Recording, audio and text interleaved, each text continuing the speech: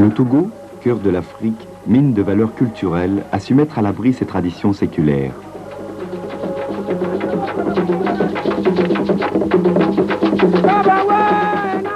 Carrefour d'un continent, Lomé, sa capitale, est reliée par ligne aérienne depuis toutes les grandes villes du monde.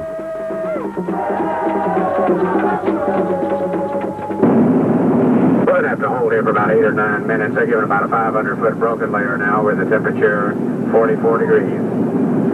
If our expected approach time is 35, we should be landing about 55. Thank you. Le confort des avions, la courtoisie des hôtesses, vous prépare à la légendaire hospitalité africaine.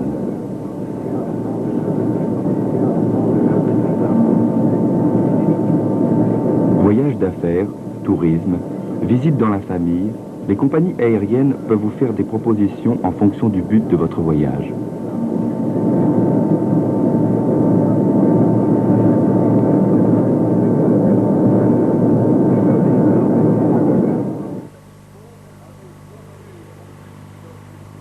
L'infrastructure hôtelière mise en place au Togo est très importante, tout particulièrement à Lomé.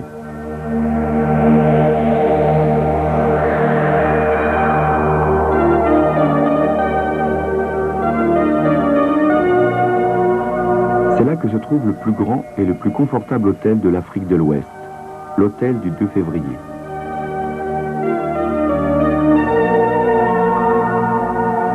Il est situé au cœur de Lomé, en face des bâtiments officiels.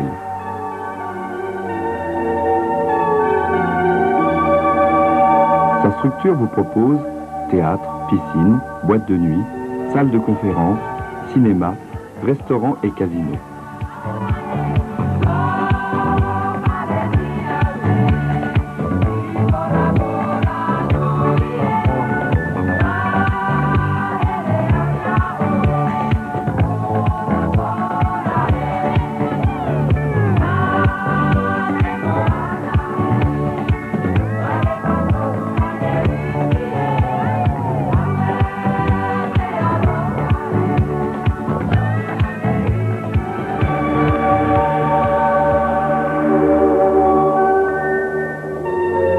Installé au bord de la mer, le Sarakawa propose aux touristes un grand confort dans un cadre typique. Piscine, cours de tennis, bungalows sont à leur disposition.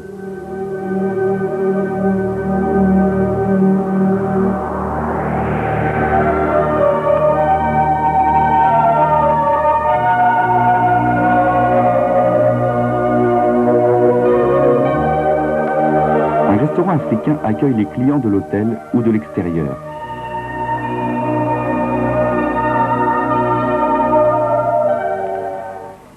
L'hôtel de la Paix, également construit en bordure du golfe du Bénin, propose plusieurs fois par semaine des soirées de danse traditionnelle. Le Togo compte, pour une population de 2 600 000 habitants, plus de 40 ethnies différentes, ce qui explique la très grande diversité des folklores.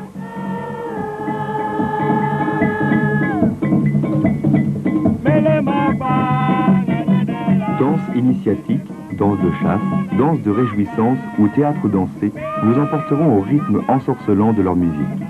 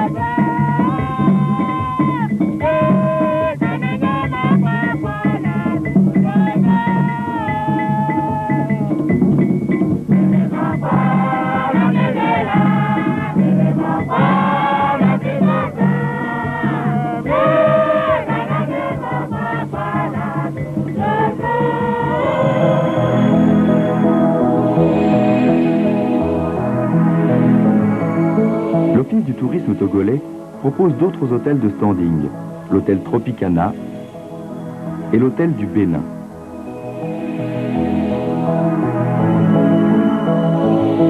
À quelques kilomètres à l'est de Lomé, au bord du lac Togo, l'hôtel du lac propose aux touristes un ensemble de sports nautiques, dont la planche à voile, le ski nautique ou la promenade en bateau et en pirogue.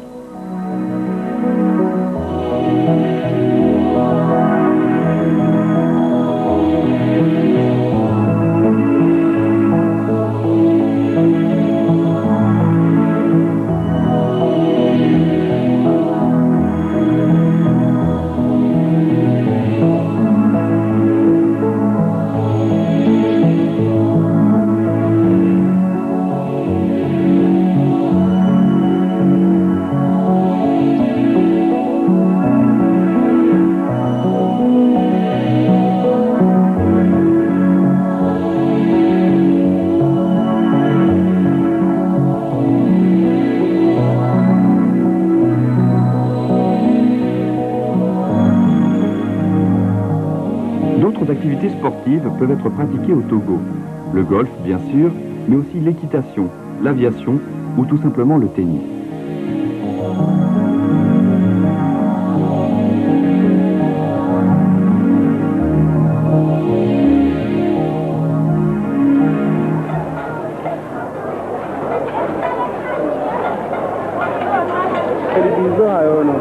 Lomé est aussi un centre commercial.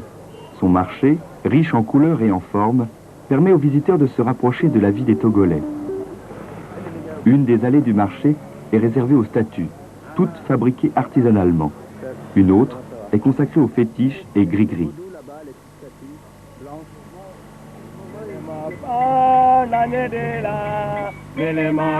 Dressées majestueusement sur le bord de la route de Vaughan, les tombes des anciens rois regardent l'avenir de leurs yeux de pierre.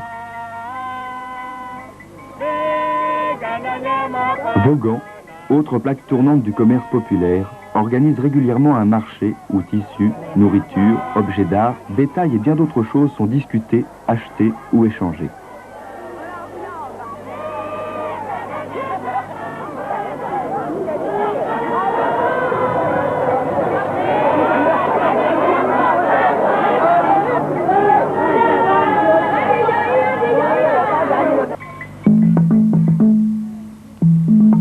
Le vaudou, culte des esprits et des forces, a été engendré dans ce petit village, Agomé-Seva. Tout y est magique. Hier tabou, aujourd'hui ouvert aux visiteurs, ce village vous transportera hors du temps, dans une autre dimension. Derrière ce village, inlassablement, coule le fleuve Mono, lieu de prédilection pour des familles d'hippopotames vivant en parfaite liberté.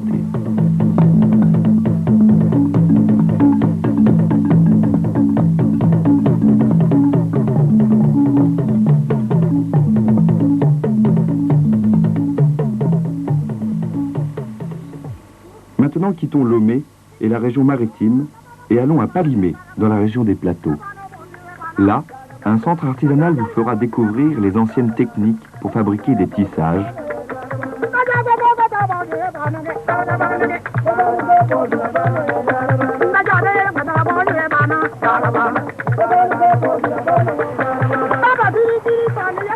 pour broyer le grain, pour récolter et distiller l'alcool de palme.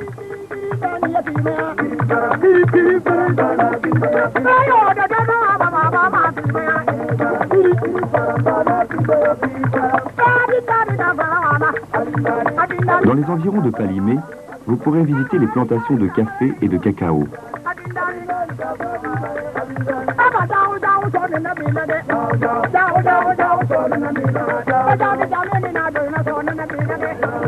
Les villages accueillent les touristes au son des tam-tams et leur présentent les danses traditionnelles de la région.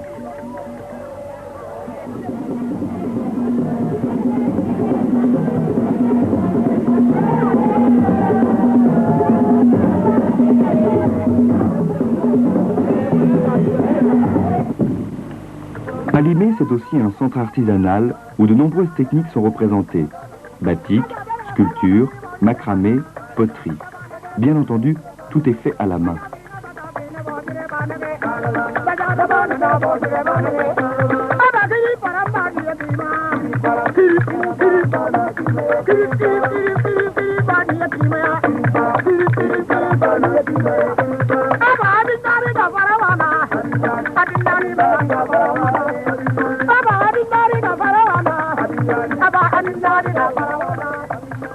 Quittons Palimé et partons pour Badou.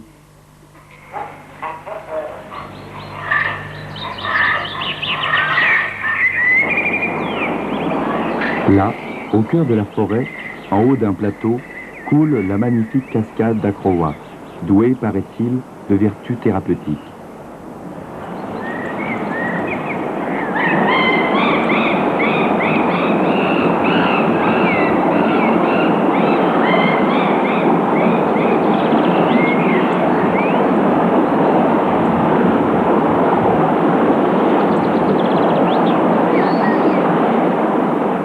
Laissons la région des plateaux et allons à Bassar, situé dans la région centrale. Tout au long du trajet, c'est l'Afrique traditionnelle que vous découvrez. Village aux murs de terre et aux toits de palmes, porteuse de bois, vendeuse d'oranges. En bordure de route, la végétation est très variée. Vous reconnaîtrez des tecs aux larges feuilles, des palmiers à huile, des fromagers défiant le ciel, des baobabs. Une autre curiosité naturelle et surprenante vous attend sur la route de la Kara, la faille d'Aledio.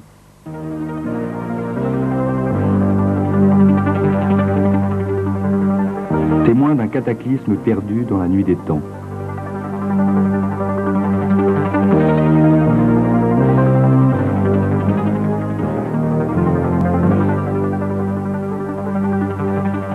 Sarakawa, à quelques kilomètres de la Kara, est devenu depuis le 24 janvier 1974, date à laquelle le président Eyadema sortit indemne d'un criminel accident d'avion, un lieu de pèlerinage et de méditation.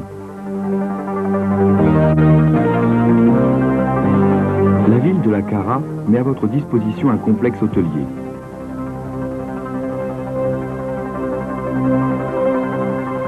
Niamtougou, au nord de la Kara, est la porte d'une des réserves animalières du Togo.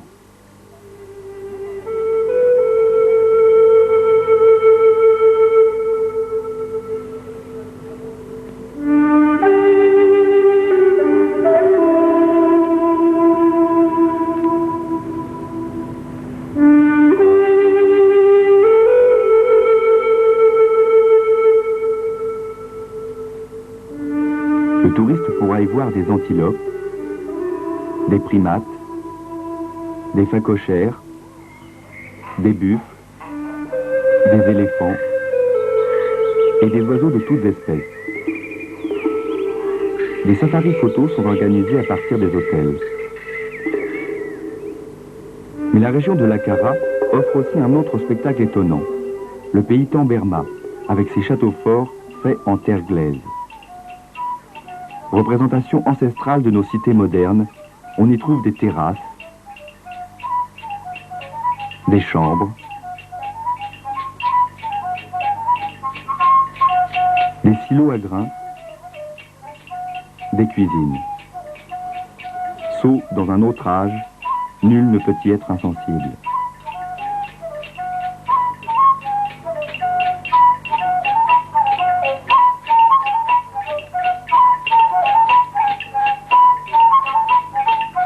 Sur le retour vers Lomé, par la route inter-État Togo-Haute-Volta, vous trouverez à Davier d'autres monuments funéraires riches en couleurs et en sculptures.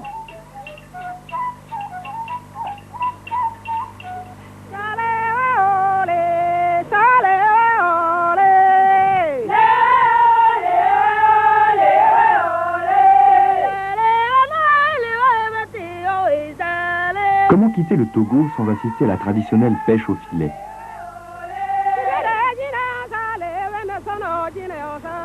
Tirés depuis la berge à la cadence des champs, les filets arrivent remplis de poissons.